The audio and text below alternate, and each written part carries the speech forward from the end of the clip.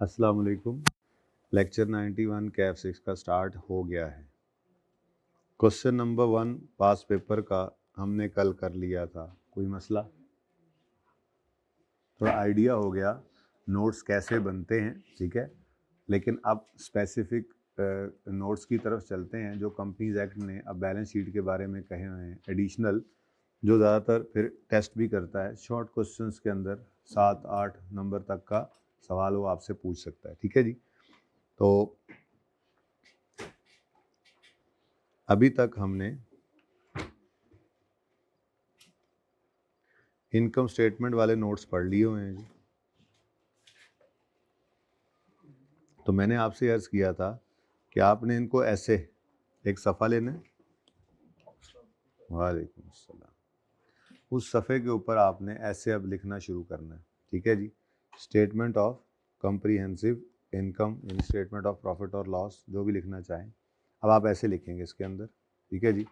Number 1, gross sales less, छोटा छोटा करके, trade discount less sales tax. अब आपको ये याद भी है और ये आपने ऐसे करके लिख भी लिया, ठीक है। याद क्या किया हुआ आपने? ये जब भी पढ़ेंगे आपको याद आएगा ये जुमला कि ग्रॉस सेल्स को आपने प्रेजेंट करना है अलग से, ये दो आइटम्स को ग्रॉस सेल में से as a separate line item deduct करके प्रेजेंट करना है। फिर ऐसे ही आपने सेकंड करना है जी, ऑडिटर रेम्यूनरेशन। ऑडिटर रेम्यूनरेशन के बारे में आप ऐसे लिखेंगे छोटा छोटा करके कि आपने एग्रीगेट अमाउंट लिखनी है जिसके अंदर आपने फ़ी, अदर सर्विसेज, इस तरह करके आप यूँ करते जा रहे हैं। फिर तीसरा डोनेशन। अब ये इतना छोटा लिखेंगे तो ये इतनी जल्दी इतने कैसा सारा भर जाएगा, छोटा छोटा करके लिखना है आपने। ऐसे करके दरमियान में आपने अपने सफ़े को दरमियान से ऐसे आपने हाफ भी किया होना है। तो ये हाफ के अंदर कोशिश करनी है आपने, यहाँ कहीं पे ऐसे फोल्ड करेंगे ना, फोल्ड, ये खुद ही लाइन लग जाती है। सफ़ा फोल्ड करेंगे खुद ही लाइन लग जाएगी, ये ऐसा फोल्ड करेंगे ना लाइन लग जाएगी, ठीक है। तो यहाँ पे ऐसे करके आप डोनेशन के बारे में लिखेंगे। फिर आप जो है वो रॉयल्टी वगैरह के बारे में लिखेंगे। 3 चीज़ें हैं बस। उसके बाद फिर एग्जेक्टिव, चीफ एग्जेक्टिव, रेम्यूनरेशन वाला, ठीक है जी। तो इस तरह करके आपने डिस्क्लोजर्स को लिख लेना है। ऐसे ही स्टेटमेंट ऑफ फाइनेंशियल पोजीशन के डिस्क्लोजर्स हैं, ठीक है।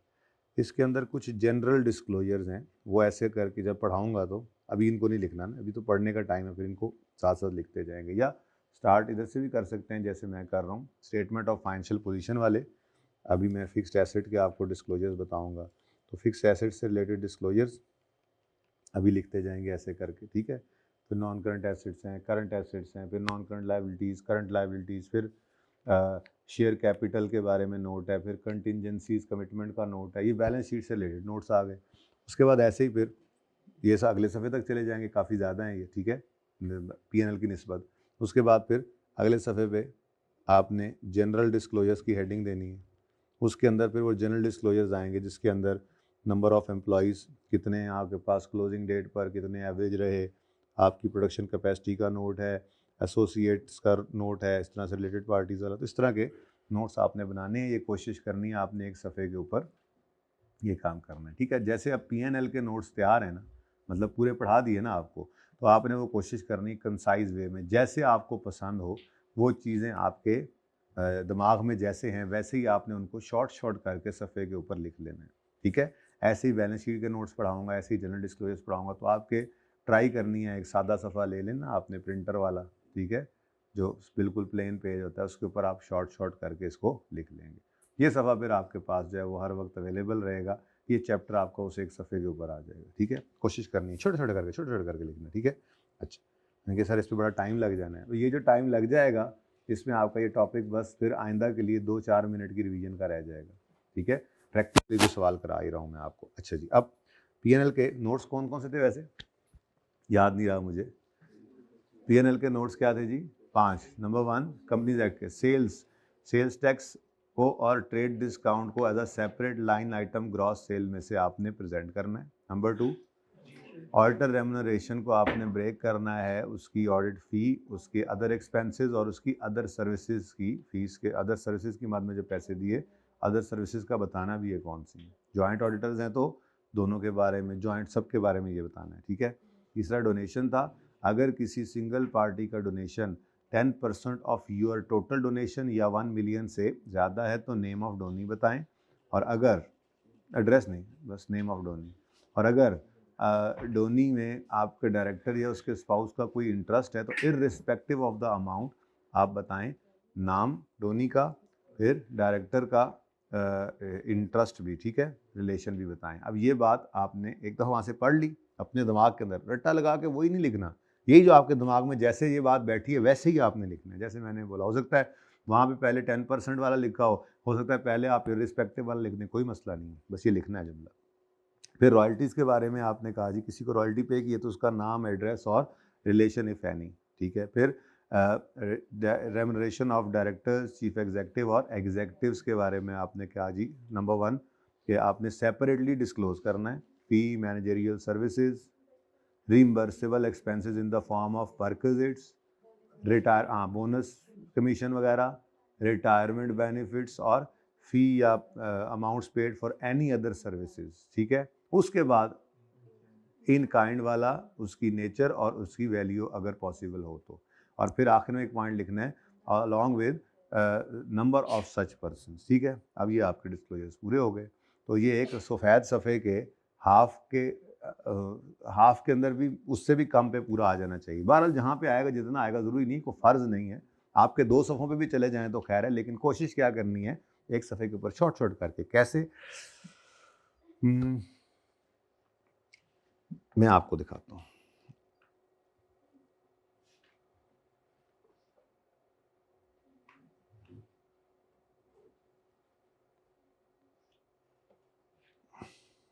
ये इस तरह से एक मिसाल है, ये जनरल इन्फॉर्मेशन, जनरल डिस्क्लोजर, ये अभी आपको पढ़ाऊंगा ना मैं जब, तो अब ये बिजनेस यूनिट्स कहाँ पे हैं, फिर प्रोडक्शन कैपेसिटी, इस तरह से शॉर्ट यूनिट्स, ये कहाँ पे है, ये पिछली दफ़ा वाला मैंने कोई ओपन किया है, ठीक है।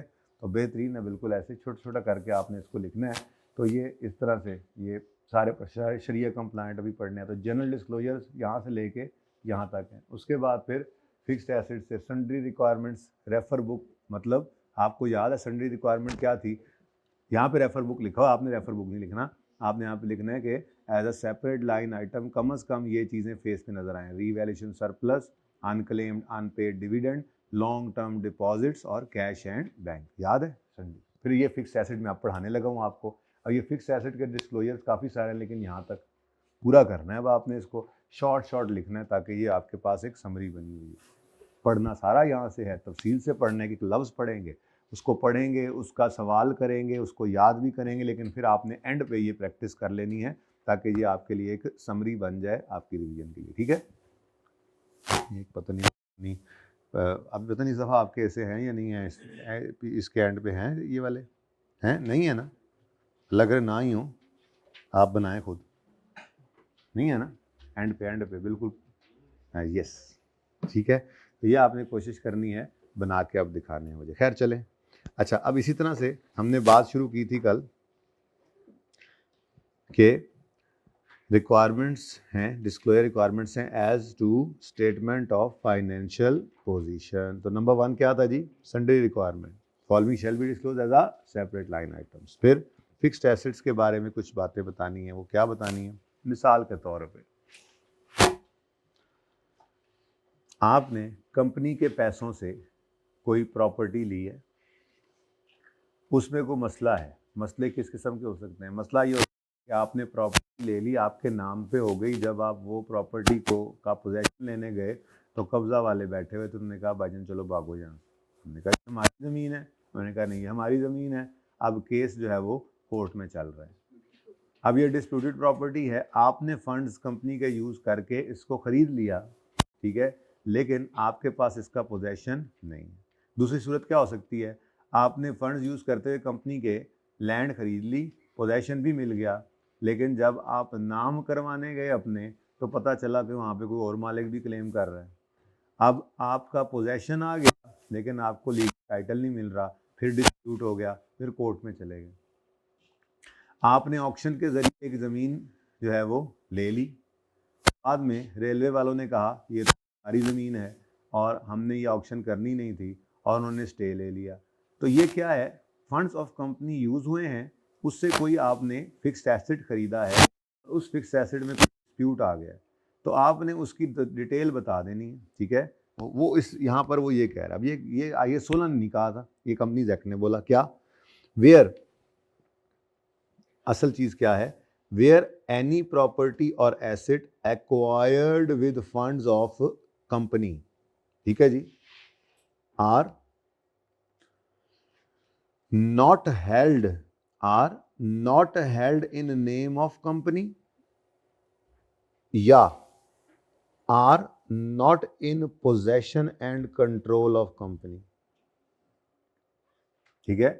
अगर आपने एक्वायर किया है कोई एसेट या कोई property with funds of company और क्या हुआ है जी, they are not held in name of company, नाम आपके नहीं हो रही लेकिन आपका पोजेशन है, या पोजेशन में है पर नाम है हो गई है लेकिन पोजेशन नहीं मिल रहा, या दोनों भी हो सकते हैं, दोनों भी हो सकते हैं, पैसे आपने लगा दिए कंपनी के, ठीक है, तो फिर ऐसा कोई मसला, आपने एक फंड्स ऑफ कंपनी यूज करके कोई प्रॉपर्टी या एसेट खरीद लिया और वो प्रॉपर्टी या एसेट जो है वो आपके नाम पे नहीं है या आपके पोजेशन में नहीं है, दोनों भी इकट्ठे हो सकते हैं, ठीक है।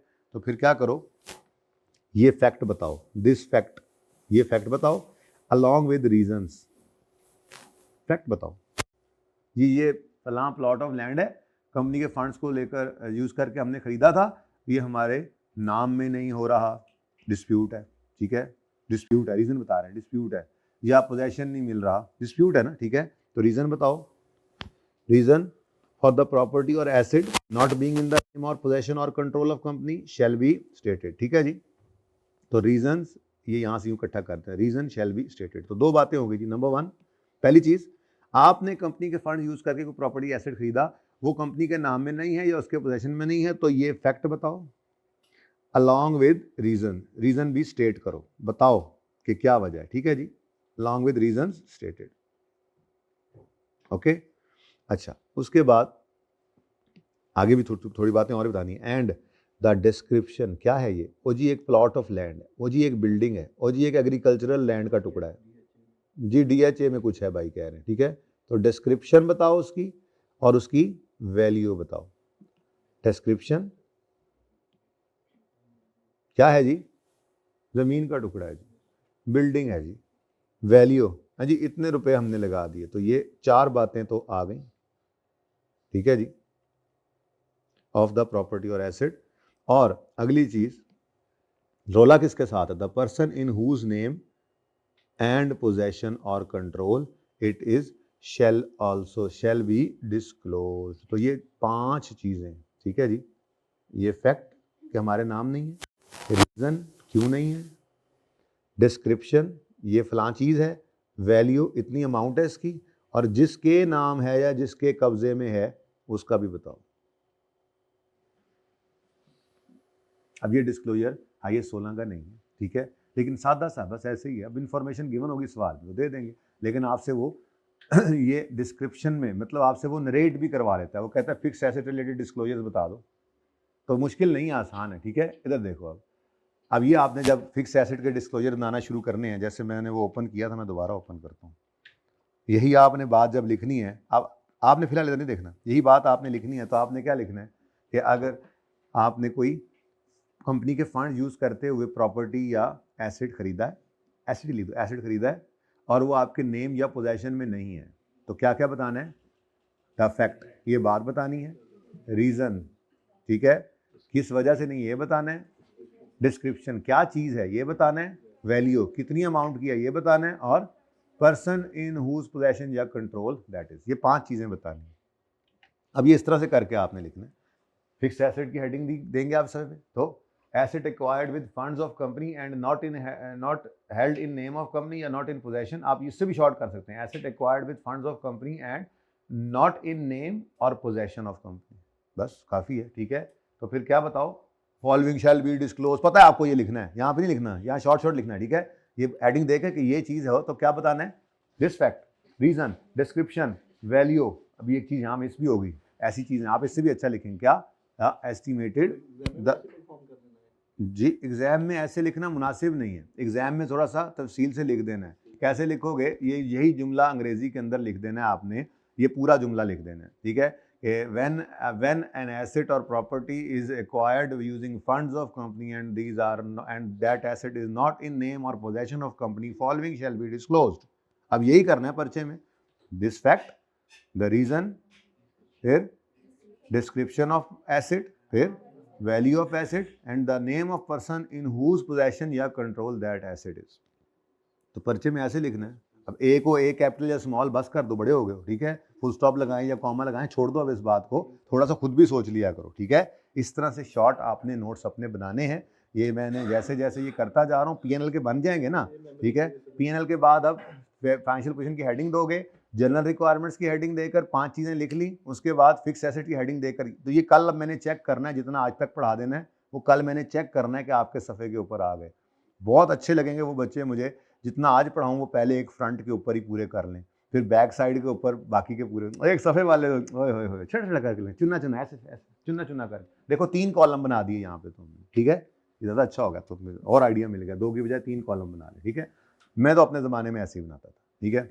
अच्छा, उसके बाद अब ये क्या है जी, ये पहली बात, ये पहला डिस्क्लोजर फिक्स एसेट से रिलेटेड है। उसके बाद इसकी एग्जांपल चेक करो ना, यूँ लिखा होगा सिंपल। अब ये डिस्क्लोजर की रिक्वायरमेंट है, सब नोट्स में बताना है, पीपीई के सब नोट में डाल दो क्या, लैंड बायरिंग 2 कैनाल एंड 2 मरलाज हैं इन पोजेशन ऑफ कंपनी, जो कि एक्वायर किए थे 2014 में at a cost of 7,800, is not in name of company due to pending legal case. कहानी खत्म।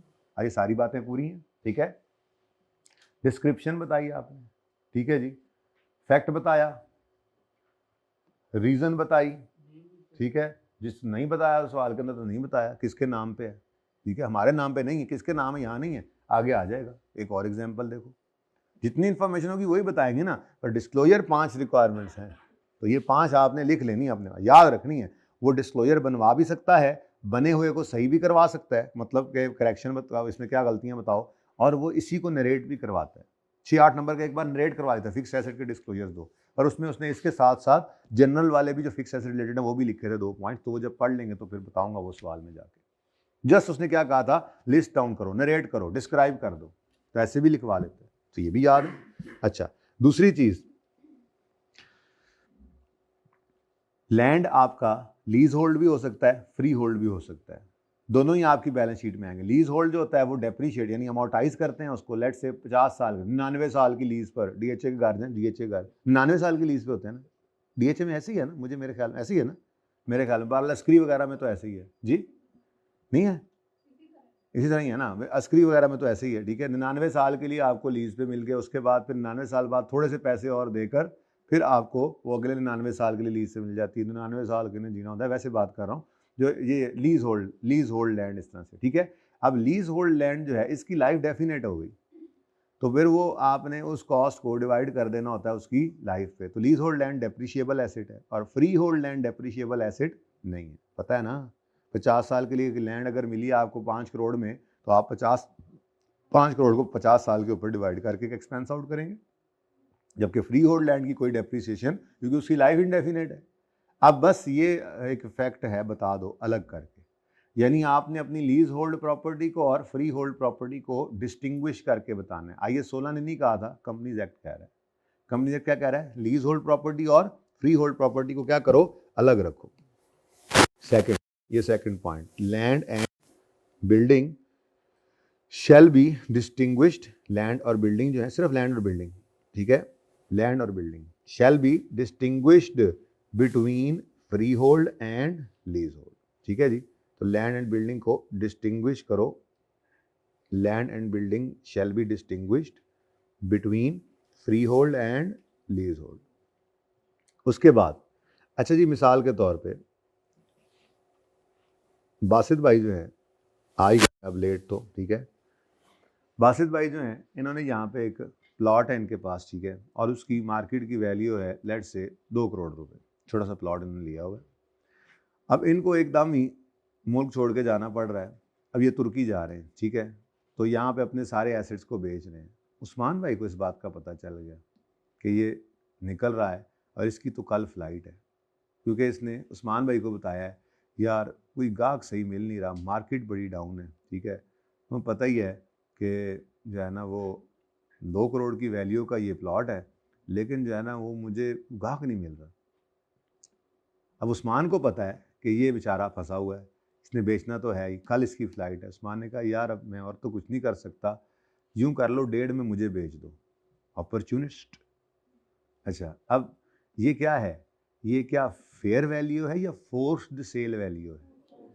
तो स्टैंडर्ड ये कहता है कि अगर आपने कोई एसेट रीवैल्यू किए हुए हैं तो फेयर वैल्यू पर उनको रखना है, लेकिन एक फोर्स्ड सेल वैल्यू जो होती है वो भी आप बताएं कि अगर मजबूरी में बेचना पड़े तो ये बुरे से बुरे हालात में भी कितने का बिकेगा। अब ये सवाल में गिवन होगा तो लिख देंगे, नहीं होगा तो नहीं, लेकिन कंपनीज एक्ट का ये डिस्क्लोजर है, ठीक है। तो तीसरा डिस्क्लोजर क्या है कंपनीज एक्ट का? Forced sale value shall be disclosed in case of revaluation of property, plant and equipment। अब ये देखो ये इस तरह से चल रहे हैं, अब ये लिखते जा रहे हैं एसेट, फिक्स एसेट में ये भी क्या, लैंड एंड बिल्डिंग। अब इससे शॉर्ट एक लाइन में लिखा जा सकता है, ठीक है। हम क्या लिखेंगे, distinguish land and building between free hold and lease hold, real property for sale value, disclosure of, इसी तरह से, ठीक है ना। और एक वो डिस्क्लोजर है जो कल हमने बना लिया, ठीक है। IS 16 का नोट था, उसके नीचे सब नोट के अंदर मैंने सब नोट 3 के अंदर लिखा था डिटेल ऑफ डिस्पोजल। मैंने कल आपको बताया था ये IFRS वाला नोट नहीं, IS 16 ने ये नोट नहीं कहा था। आप IS 16 वाला तो डिस्क्लोजर्स पढ़ के आए, नोट बना के आए FAR के अंदर, कहीं पे आपने डिटेल ऑफ डिस्पोजल देखा था? नहीं। वहाँ पे तो मैं कहता था इस नोट के अंदर तो सिर्फ आपको क्या चाहिए, कॉस्ट चाहिए और एक्यूमुलेटेड एडिशन चाहिए, सेल प्रोसीड और गेन लॉस भी नहीं चाहिए। लेकिन अगर यहाँ पे हैं तो P&L नहीं भी बना रहे तो कॉर्पोरेट रिपोर्टिंग के अंदर आपको सेल प्रोसीड्स भी चाहिए, गेन लॉस भी चाहिए, क्योंकि डिटेल ऑफ डिस्पोजल के अंदर आपने क्या क्या बताना था कल याद करो। एसेट का नाम तो बताते ही हैं, cost, book value, sale proceed, gain loss, particular of buyer, mode of payment, और क्या था, रिलेशनशिप विद द बायर, ठीक है। तो ये चीज़ें यहाँ पे लिखी हुई हैं। अच्छा, इसको आप पढ़ लीजिएगा वैसे, ठीक है जी। 16वीं एग्जाम्पल को मैं नहीं पढ़ा रहा, मैं आपके चौथे फिक्स एसेट के डिस्क्लोजर पे चला गया, ठीक है। तो फोर्थ डिस्क्लोजर क्या है,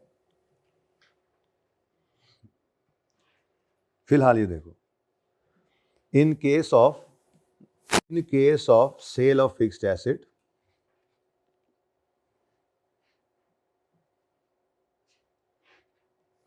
following particulars of each asset shall be disclose. विचली गल मैं बाद च दसांगा, ठीक है। In case of sale of fixed asset, following particulars of each asset shall be disclose. कौन कौन से जी? कॉस्ट या revalued amount, book value, sale proceed and mode of disposal, particular of buyer, gain और loss, relationship if any of purchaser with company और any of its director. तो relationship with company और director, तो यही 5-6 चीजें बताई थी कल। सेल क्या बताओ, cost, book value, sale proceed, gain loss, name of या particular of buyer, mode of payment, और तो ये कितने हो गए, 7 हो गए। यहाँ पे कितने लिखे, 1 2 3 4 5 6 7, कहानी खत्म। अब ठीक है, 6 नहीं है ये, यहाँ पे 2 है ना, ये 2 है, ठीक है। Sale price and mode of disposal है ना, तो ये इस तरह से 7 बन गई चीजें, ठीक है। तो मैंने आपको 7 ही कॉलम बनवाए थे इसके। अच्छा, अब बीच वाली बात क्या कहती है, इसको समझने के लिए ना जी हम एक एग्जाम्पल बनाते हैं, फिर मैं बाद में बीच वाली बात पढ़ाऊंगा। एग्जाम्पल 1,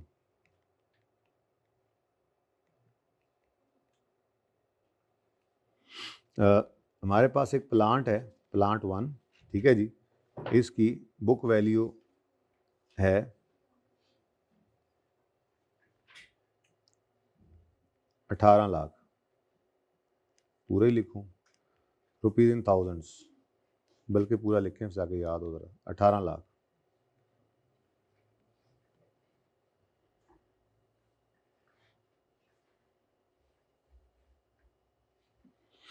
अच्छा, उसके बाद प्लांट 2 है, इसकी बुक वैल्यू है हमारे पास 45 लाख। ठीक है जी। उसके बाद एक बिल्डिंग है हमारी, ये हमने सारी चीज़ें डिस्पोज की हैं इस पीरियड में, डिस्पोजल्स हैं। ठीक है, बिल्डिंग 1 है हमारे पास एक, उसकी बुक वैल्यू आ गई 19 लाख। इसको छोटा कर दें। अच्छा, उसके बाद सारी हो जाने से कोई, बिल्डिंग 2 है हमारे पास एक, बिल्डिंग और भी हमने बेची ड्यूरिंग द ईयर, और बिल्डिंग 2 की, बिल्डिंग रहने दो बस, काफ़ी होगी। इक्विपमेंट कर लो, कुछ ऐसे डिफरेंट एसेट्स, क्योंकि कल एक ही एसेट था। इक्विपमेंट, एक ही इक्विपमेंट बेचा है, इक्विपमेंट नंबर 5, इक्विपमेंट 5 ऐसे ही कोई नंबर होगा, इक्विपमेंट 5 ये हमने बेचा है। ये जनाब 4,30,000 का था बुक वैल्यू इसकी। उसके बाद हमने एक व्हीकल बेचा है, व्हीकल 2, व्हीकल 2 हमारा जो बिका है उसकी बुक वैल्यू है 4,20,000। ठीक है जी। ये कितना बना टोटल? कोशिश तो की है मैंने वो बन जाए जो बनाना था।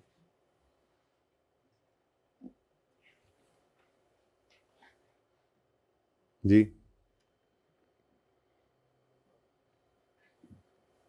22,50,000, 19 लाख बेटा, 5 मिलियन बनाया मैंने, 5 मिलियन 50 लाख, 5 मिलियन 50 लाख। अगर डिस्पोजल्स की aggregate book value 5 million, during हमने डिस्पोजल किए हैं उनकी एग्रीगेट बुक वैल्यू 5 मिलियन हो जाए तो आवाज आएगी टडिंग,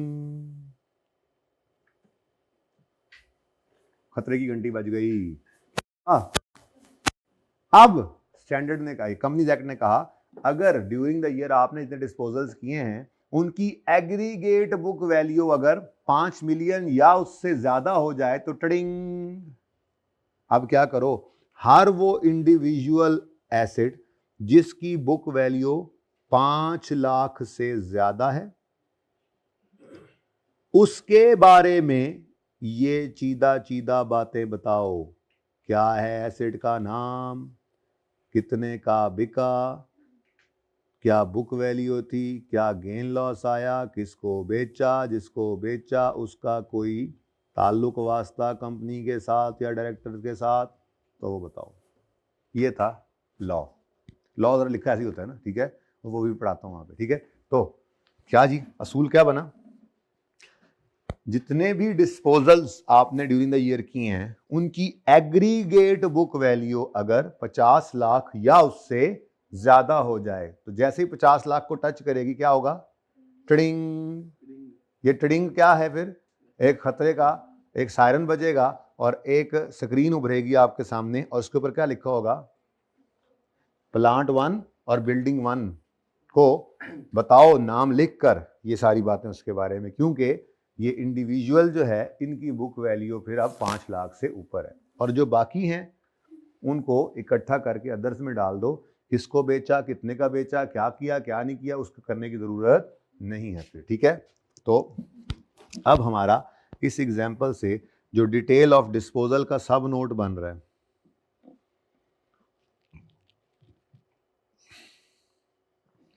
डिटेल ऑफ डिस्पोजल्स, ये हमने कल ही बनाना सीख लिया था। क्या बताना है जी, आपने बताना है cost, book value, sale proceeds, gain loss, gain मैंने लिख दिया, फिर mode of disposal, particular of gain loss दोनों ही लिख देते हैं, गेन भी हो सकता है लॉस भी हो सकता है, फिर पर्टिकुलर ऑफ बायर,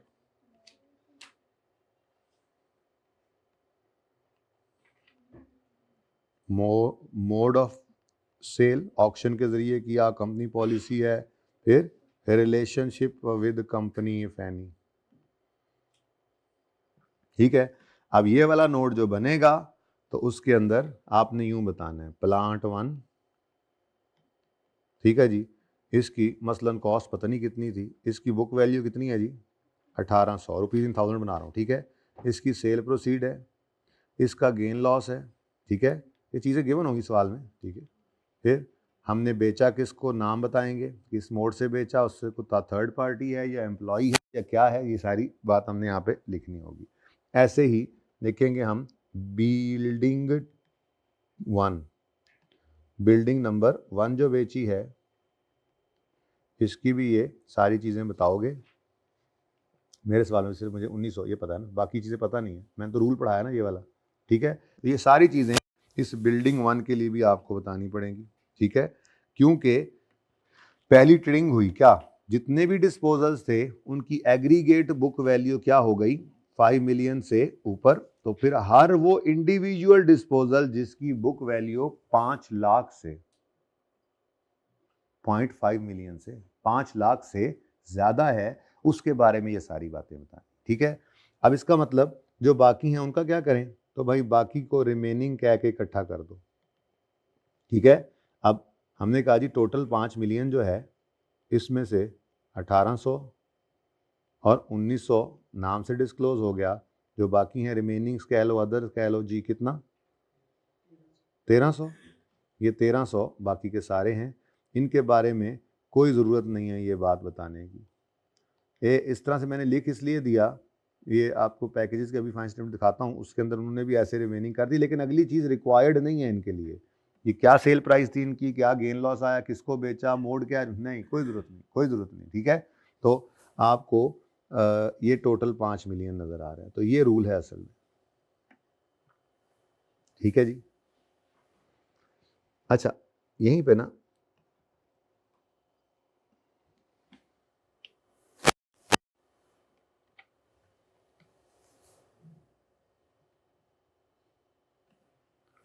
मसलन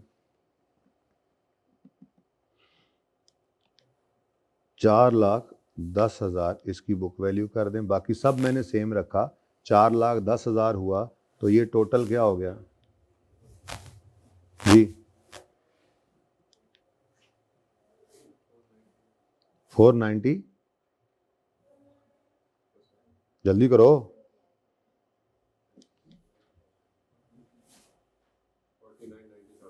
49,900 जी, ये बन गया। तो ये ट्रेडिंग नहीं हुई, ये ट्रेडिंग नहीं हुई, तो ये भी नहीं हुआ।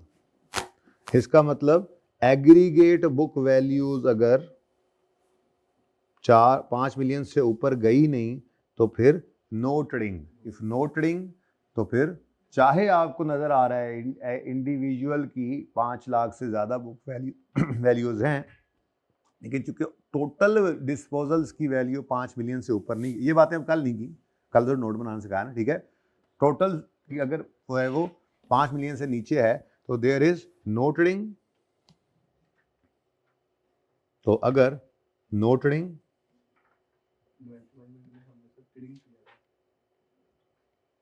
There is no trading, so no disclosure, ये वाला, ठीक है जी। तो ये जो हमारी ट्रिंग है, ट्रिंग क्या है, ट्रिंग कब होगी, ट्रिंग कब होगी जब एग्रीगेट बुक वैल्यूज ऑफ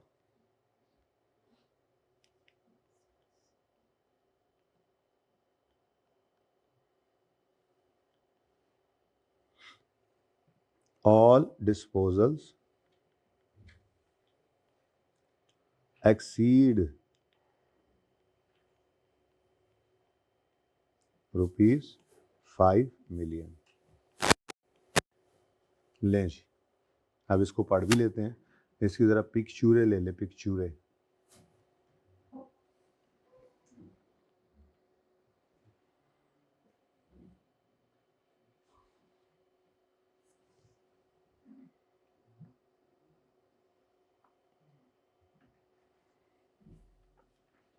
समझ आ गई?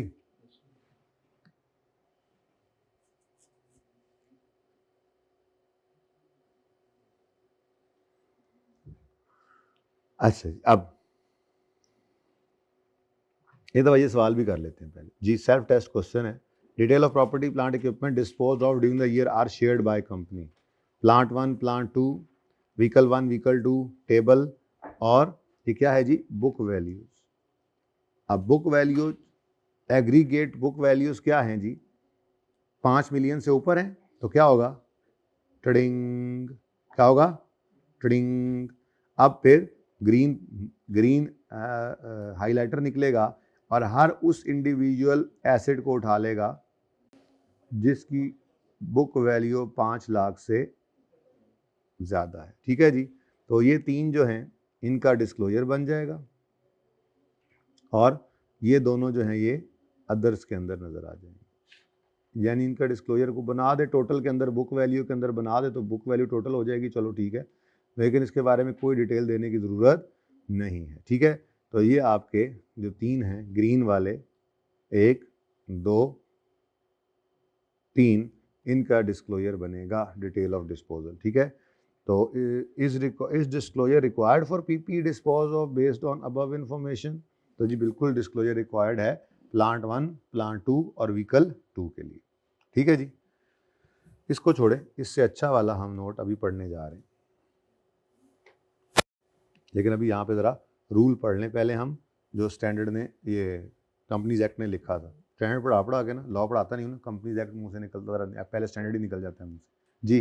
पढ़ें, in case sale of fix assets, in case of sale of fix asset, if aggregate book value of asset exceeds 5 million, there will be a trading, and following particulars of each asset which have book value of 500,000 or more shall be disclosed। अब कहानी हो गई पूरी।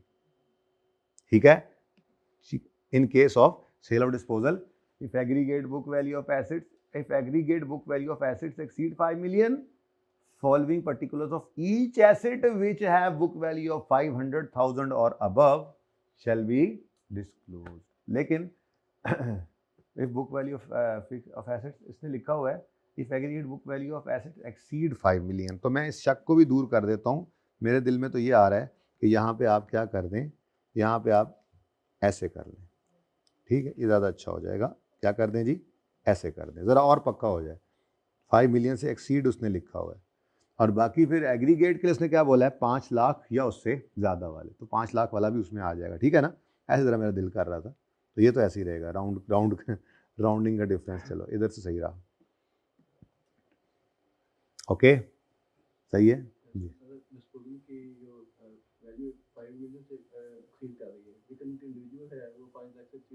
तो फिर कुछ नहीं बनेगा ना भाई, रूल तो यही है ना, स्टैंडर्ड तो यही बोला है।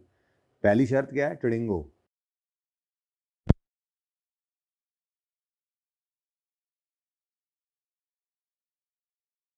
जी माजरत, पता नहीं कहाँ से आवाज़ बंद हुई थी आनी।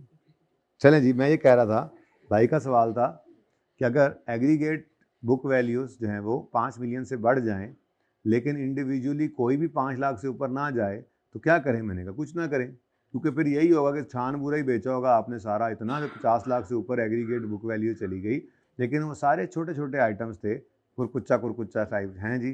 ठीक है, तो वो आइटम्स जो हैं वो बिके 5 लाख से नीचे वाले, कोई डिस्क्लोजर बनाने की जरूरत नहीं है। हालांकि एग्रीगेट बुक वैल्यू पर दोनों चीज़ें, पहले ये डिस्क्लोजर बनने की शर्त क्या है, ट्रेडिंग। ट्रेडिंग कब होगी, जब एग्रीगेट बुक वैल्यूज 5 मिलियन से ऊपर जाएं। फिर अगली बात, बनेगा किसका, पहले बनेगा कब, जब एग्रीगेट 5 मिलियन से ऊपर जाएं। किसका बनेगा, जो इंडिविजुअल 5 लाख या उससे ऊपर जाएगा। ठीक है, सही है। चले अब ये देखें ना, अब ये इस तरह से मैं बार बार दिखा रहा हूं, आपको मोटिवेट कर रहा हूं। देखें ये disposal of PP, disclosure of क्या है जी, ये disclosure of PP disposed if aggregate book value is more than 5 million for assets having book value more than 5 lakh, refer book. आपने बुक नहीं रेफर करनी, आपने ये छोटे छोटे पॉइंट्स लिख लेने हैं, जरूरी नहीं है, आप ऐसे भी लिख सकते हैं। 1 कॉस्ट, ऐसे लिख दें, शॉर्ट करके लिखना। 2 book value, 3 cell proceed, 4 gain loss, 5 mode जरा छोटा है, 6 रिलेशनशिप विद कंपनी या डायरेक्टर्स, और 7 पर्टिकुलर ऑफ बायर। किसी ने कहा थोड़े कि लाइन में ही लिखना आपके लिए जरूरी है, ऐसे आपने लिखना है, ठीक है। ये ऊपर वाली लाइन लाजमी लिखनी क्योंकि यही तो रूल है, सही है। अब ये चौथा डिस्क्लोजर आ गया फिक्स एसेट के। 4 डिस्क्लोजर्स कंपनीज एक्ट ने कहे। नंबर वन, आपने प्रॉपर्टी कंपनी के फंड से प्रॉपर्टी एसेट बाय किया और वो कंपनी के नाम में नहीं है या पोजेशन में नहीं है, तो ये फैक्ट बताओ, रीजन बताओ, डिस्क्रिप्शन बताओ उस चीज की, वैल्यू बताओ, और जिसके नाम में पोजेशन में वो उसका बारे में बताओ, ठीक है। वो दूसरी एग्जांपल ही नहीं पढ़ाई थी मैंने आपको, चलो खैर। दूसरा क्या था, आपने लीज लैंड और बिल्डिंग के केस में बोला उसने कि लीज होल्ड और फ्री होल्ड को डिस्टिंग्विश करके बताओ। फिर रीवैल्यूड एसेट के केस में फोर्स्ड सेल वैल्यू बताओ। अब ये छोटी छोटी चीजें हैं, वैसे याद नहीं रहनी, ये कर लेंगे तो याद हो जाएगा जो मैंने आपको बोला, ठीक है। और चौथा क्या है, फिक्स्ड एसेट डिस्पोजल की बात हो रही, ठीक है। Fixed assets dispose, aggregate book value of fixed asset disposed exceed 5 million and following shall be disclose for every asset having book value of more than 5 lakh. फिर वो आगे आपने ये 7 चीजें लिखनी है, ठीक है। ऐसे ही ये याद होना है, ओके। अच्छा यार थोड़ा माजरत, ये एग्जांपल दूसरी रह गई थी यहाँ पे, ये पढ़ानी थी जब भाई ने पूछा था, नाम नहीं बोला, तो ये देखें क्या होगा example. Land measuring 10 kanal is neither in name of company nor in possession. अच्छा जी, the company paid 75,000 in July 17 for land to be acquired from Pakistan Railways through open auction. The auction was later challenge in Lahore High Court. किसी ने challenge कर दिया और case जो है वो अब बताइए आपको, ठीक है। अच्छा जी, तो 4 हो गए डिस्क्लोजर फिक्स एसेट के, 4 हो गए और बस कहानी खत्म। अब इन 4 के साथ 2 और भी हैं, वो पड़े हैं जनरल डिस्क्लोजर्स में। वो कहाँ पड़े हैं जी, 2 के 3 हैं, वैसे दिखा देता हूँ, अभी पढ़ा नहीं रहा वो, ठीक है। तो वो जनरल के अंदर आएंगे, लेकिन आपको जहन में रहना चाहिए जनरल डिस्क्लोजर्स ये थोड़े से हैं, ठीक है। जैसे ये आपने क्या बताना है जी, geographical location of and address of all business units including mills plant. फिर particulars of companies immovable fixed asset including location of and area of land. Number 3, capacity कहाँ पे है, छोड़ो, capacity of industry unit, actual production and reason of shortfall। तो ये 3 भी basically क्या हैं, ये फिक्स्ड एसेट के साथ ही जुड़े हुए हैं, क्योंकि फिक्स्ड एसेट्स के बारे में ही ये बात कंपनीज एक्ट ने बोली। अब ICAP ने एक बार कहा फिक्स्ड एसेट के रिक्वायर्ड डिस्क्लोजर्स बता दो, तो जो बच्चे सिर्फ उन 4 पे रहे उनके 1-2 नंबर मिस हो गए, बाकी आ गए। ICAP ने वो सारे लिख दिए थे, वो 4 भी और ये 3 भी, क्योंकि ये भी क्या कह रहा है, geographical location and address of all business units including mills plants. फिर particular of company's immovable assets including location and area of land, अभी दिखाता हूं। फिर capacity of an industrial unit, actual production, reason of shortfall, ये भी अभी दिखा देता हूं, या जब पढ़ाएंगे तब देख लेंगे। लेकिन जहन में रखिएगा कि ये तीनों भी बेसिकली फिक्स्ड एसेट से ही रिलेट कर रहे हैं। तो अगर कभी वो आपसे कह दे डिस्क्राइब कर दो, तो ये 3 भी फिक्स्ड एसेट रिलेटेड ही हैं, ठीक है। ये भी किससे रिलेट कर रहे हैं, आपके फिक्स्ड एसेट्स। इसका पेज नंबर है जी 262, और ये फिक्स्ड एसेट्स, ये मैं यूं कह रहा हूं, add fixed assets disclosures on, जिस पेज पे आप हैं वो पेज बताएं, ऑन पेज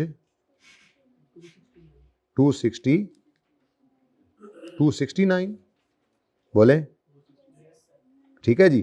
तो ये मैंने कह दिया जी, ऐड कर लेना इसके अंदर, add fixed asset disclosure on page, ठीक है, इनके साथ ऐड कर लेना। ये वैसे पढ़ने हैं, अभी हमने मौका आने पे पढ़ेंगे इनको इंशाल्लाह। वैसे तो मैंने पढ़ा दिए हैं, पढ़ना भी ऐसे ही है, बस इनको याद जो करना हुआ, ठीक है। अब रखना भी इनको कहाँ पे है, जनरल डिस्क्लोजर्स में, जनरल इंफॉर्मेशन जो बतानी है। लेकिन अगर आप चाहें तो आज ही आप जब बना रहे हों फिक्स एसेट के डिस्क्लोजर्स, तो उसके नीचे आप 3 लाइनें, 4 लाइनें, 5 लाइनें खाली छोड़ देना और डुप्लीकेशन कर लेना, कोई बात नहीं, जनरल में भी इनको लिख लेना। और अगर नहीं डुप्लीकेशन करनी तो जो खाली जगह छोड़ोगे यहाँ पर लिखकर इनके साथ ऐसे ही जनरल इन्फॉर्मेशन लिख देना, जैसे यहाँ पे चल रहा था ना, ये यहाँ पे लिखने के बाद ये यहाँ पे तो लॉन्ग टर्म शुरू हो गए ना, आप यहाँ पे नंबर 5, नंबर 6, नंबर 7 वो वाले लिख के और साथ क्या यूँ छोटा सा लिख दोगे आप अपने पास, ये क्या है, जनरल डिस्क्लोजर, लेकिन हैं fix assets related.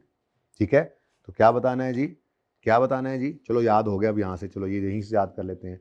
Geographical location and address, geographical location and address किसका, of all business units including mills plants, सिर्फ बिजनेस यूनिट्स मिल प्लांट के। ठीक है, फिर पर्टिकुलर्स, अब यहाँ पे पर्टिकुलर्स बताने of company's immovable fix assets, जिसमें लोकेशन ऑफ और एरिया भी बताओ। अब यहाँ पे उसने वहाँ पे सिर्फ किसकी बात की जी, मिल और प्लांट के बारे में क्या कहता है, सिर्फ ज्योग्राफिकल लोकेशन बता दो और अपना एड्रेस बता दो। उसके अलावा पर्टिकुलर बताओ किसके जी, पर्टिकुलर्स बताओ किसके जी, कंपनी के इमूवेबल फिक्स्ड एसेट्स की, जिसमें लोकेशन भी बताओ, एरिया भी बताओ। तो थोड़ा सा ये मिलता जुलता ही है, बहरहाल क्या कर सकते हैं। और तीसरा आसान है, कैपेसिटी इंडस्ट्रियल यूनिट की बताओ, एक्चुअल प्रोडक्शन बताओ और रीजंस ऑफ शॉर्टफॉल बताओ। मतलब आपकी फैक्ट्री कितनी कैपेसिटी के लिए बनी हुई है, मैं इसकी तो जान छोड़े ना, अब ये तो आपने बनाना है। ठीक है, मैं आपको अपनी फाइनेंशियल स्टेटमेंट्स के अंदर ये ज़रा नोट दिखा दूं।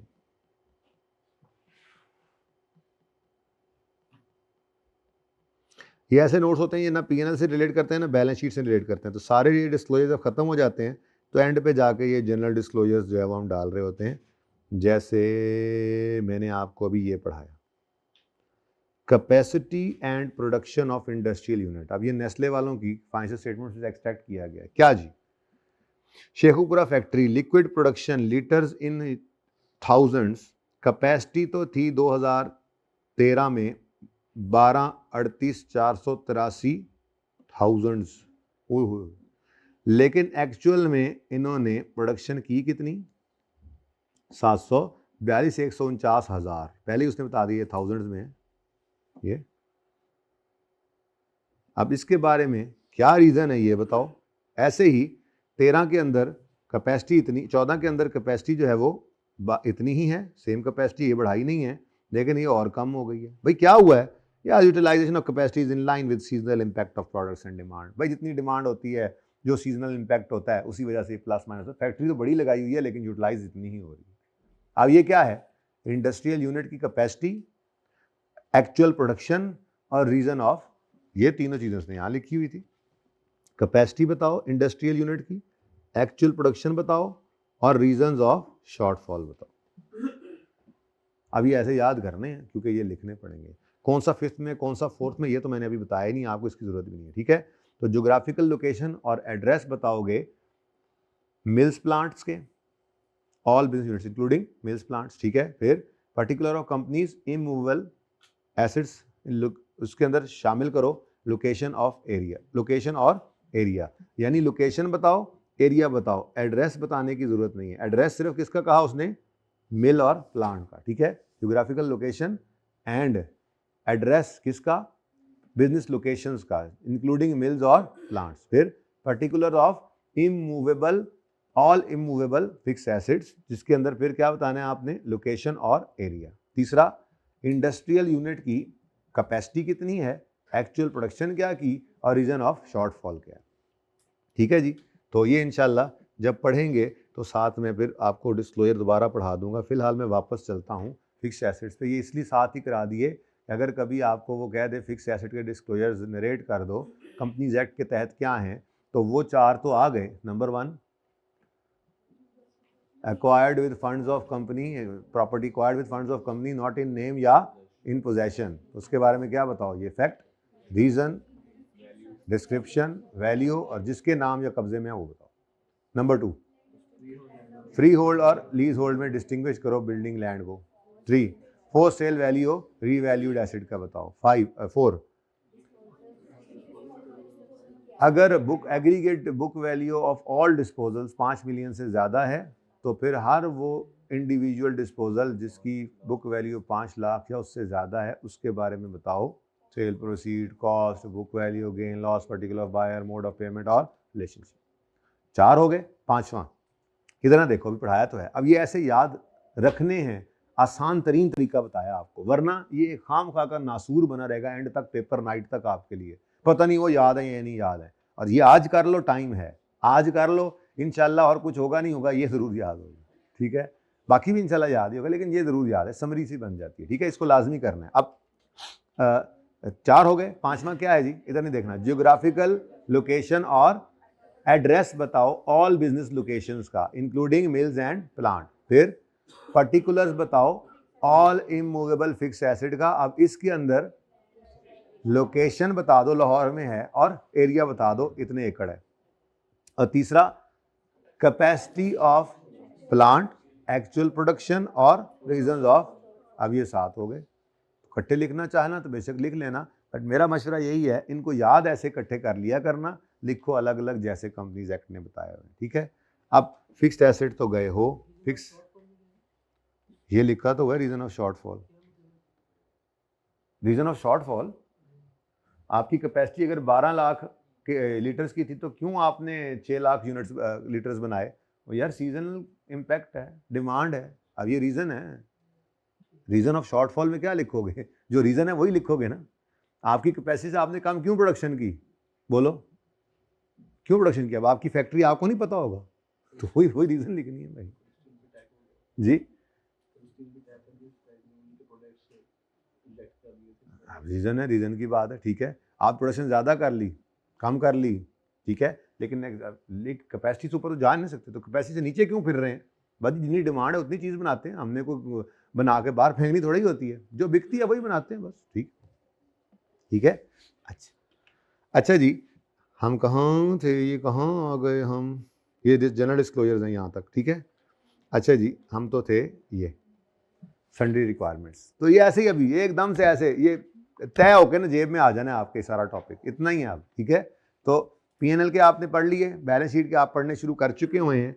अब इस वक्त हम पहुंच चुके हैं फिक्स एसेट के हमने पढ़ लिए, नॉन करंट एसेट जो होते हैं, long term advances and loans, ठीक है जी। Long term advances, long term loans and advances. अब ये भी बड़ा इंपॉर्टेंट है, लेकिन जाहिर सी बात है इसको पढ़ेंगे बाद में, इसको करेंगे पहले। तो तशरीफ की टोकरियां अगर आप लोग ले आए ना कॉन्सेप्ट बिल्डिंग क्वेश्चंस पे वापस आ जाएं, फिक्स पाकिस्तान जहां पे किया था हमने छोटे वाला,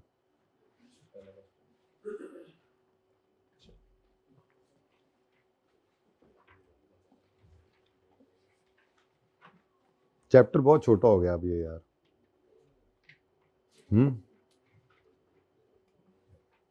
क्या 2 चैप्टर भी आ गए? अच्छा, इसमें से गया क्या है? किसने कहा है? IS 38 पे 10 दिन लगते थे, IS 41 पे 5 से 6 दिन लगते थे, ठीक है। और फाइनल अकाउंट में आधा हो गया काम, तो बराबर सराबर ही है भाई। 2 हफ्ते का काम आया, 2.5-3 हफ्ते का निकल गया, बाय द वे, ठीक है ना। बड़े आए, पर इनको क्या पता है जी। क्वेश्चन नंबर 2, प्रिपेयर करें QL's statement of financial position at 30 June 18 along with relevant notes showing possible disclosures as required under IFRSs and लो भाई 7 नंबर का सवाल। अब ये ऐसे सवाल आपको आने, ज़्यादा सवाल ऐसे ही, ठीक है, लेकिन बड़ा सवाल आ जाए तो क्या कह सकते हैं, ठीक है, लेकिन सवाल यही आने आप, ठीक है, ओके। अच्छा, आगे साथ इसने बोला कंपैरेटिव मत बनाना और नोट्स ऑन अकाउंटिंग पॉलिसीज भी ना बनाना। कंपैरेटिव फिगर्स भी नहीं चाहिए और नोट ऑन अकाउंटिंग पॉलिसीज भी नहीं चाहिए, तो ये हमने नहीं बनाना जी, सॉरी। आगे आ जाएं, वो तो शेयर कैपिटल वाला सवाल था, सॉरी, वो कल करेंगे इंशाल्लाह, ठीक है। इधर आ जाएं जी, लॉन्ग टर्म लोन्स पे है ना, तो ये इधर आ जाएं। क्वेश्चन 4, रिक्वायरमेंट फिर भी सेम है। For the year 30 June 18 prepare SL's notes the financial statements showing possible disclosures as required under IFRS and Companies Act. Comparative figures and note on accounting policies are not required. ठीक है जी। अब यहाँ पे थोड़ी सी break ना कर लें, कितनी देर की होगी रिकॉर्डिंग? चलो 50 मिनट की होगी, 10-15 मिनट ब्रेक, 10 मिनट ब्रेक करते हैं, ठीक है जी। यहाँ पार्ट 1 क्लोज करो, फिर ये कराता हूँ।